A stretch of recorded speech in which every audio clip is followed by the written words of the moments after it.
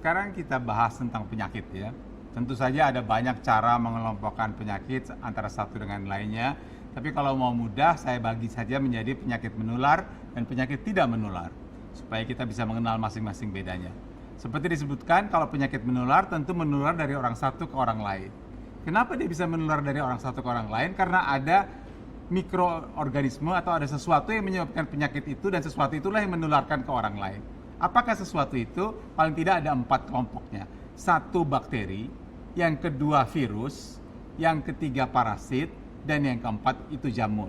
Jadi penyakit menular itu ada penyakit menular yang disebabkan oleh bakteri, misalnya saja demam tifoid kalau kata orang tifus begitu ya, atau diare katakanlah atau pneumonia begitu radang paru.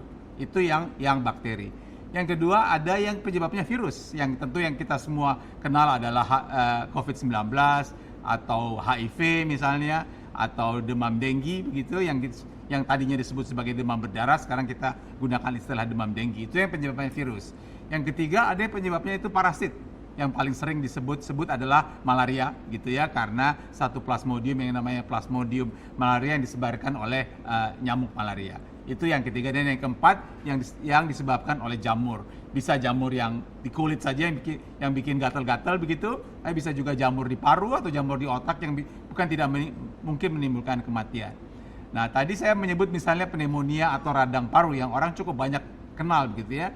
Kita tahu bahwa radang paru itu bisa disebabkan oleh bakteri, tapi bisa juga disebabkan oleh virus gitu ya. Tetapi pada dasarnya penyakit satu dengan lainnya itu spesifik.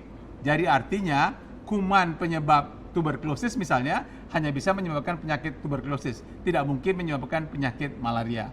Virus yang menyebabkan denggi, demam berdarah, tidak mungkin, hanya bisa menyebabkan denggi, tidak mungkin menyebabkan COVID. Jamur yang menimbulkan gangguan di satu tempat bisa menimbulkan gangguan di tempat lain, tapi penyakitnya itu spesifik satu dengan lainnya.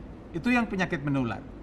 Obatnya juga spesifik, artinya obat untuk penyakit menangani tifoid tentu tidak bisa dipakai untuk menangani penyakit malaria dan seterusnya. Itu adalah penyakit menular. Berbeda dengan penyakit tidak menular. Penyakit tidak menular dari orang satu ke orang lainnya.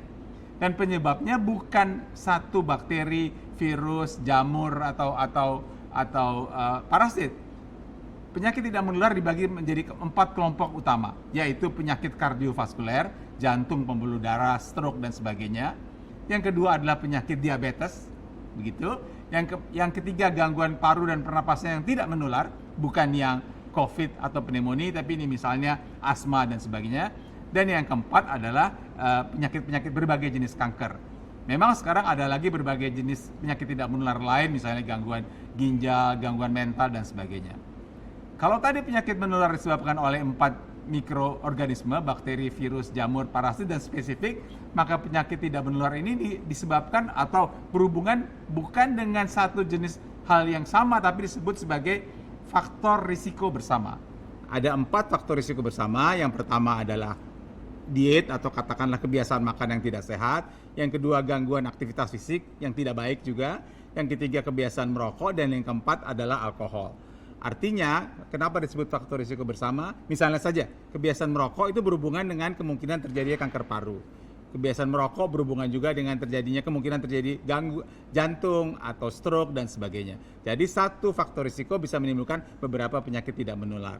Begitu juga dengan diet yang tidak seimbang, katakanlah diet tertentu bisa berhubungan dengan kemungkinan diabetes, diet tertentu berhubungan dengan kemungkinan penyakit jantung dan sebagainya. Jadi bedanya memang kalau penyakit tidak menular, isunya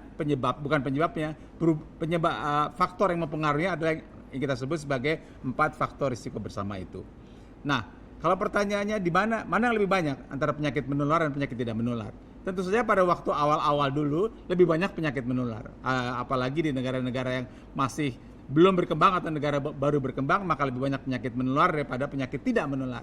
Tapi dengan makin berkembangnya gaya hidup, penyakit tidak menular menjadi makin banyak. Dan sekarang kalau kita bicara rata-rata di dunia lebih banyak penyakit tidak menular dibandingkan dengan penyakit menular yang menimbulkan masalah kesehatan. Begitu juga di Indonesia.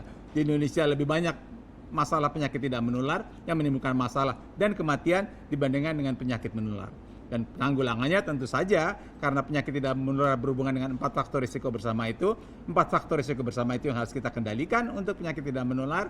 Sementara untuk penyakit menular harus dicari penyebabnya, apakah bakteri yang mana, virus yang mana, jamur yang mana, parasit yang mana, dan kemudian diobati secara spesifik untuk masing-masing penyakit itu.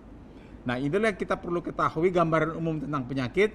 Tidak semua penyakit itu sama, penyakit itu berbeda-beda, penyebabnya juga berbeda, faktor risikonya juga berbeda, dan penanganannya juga berbeda satu dengan lainnya. Terima kasih.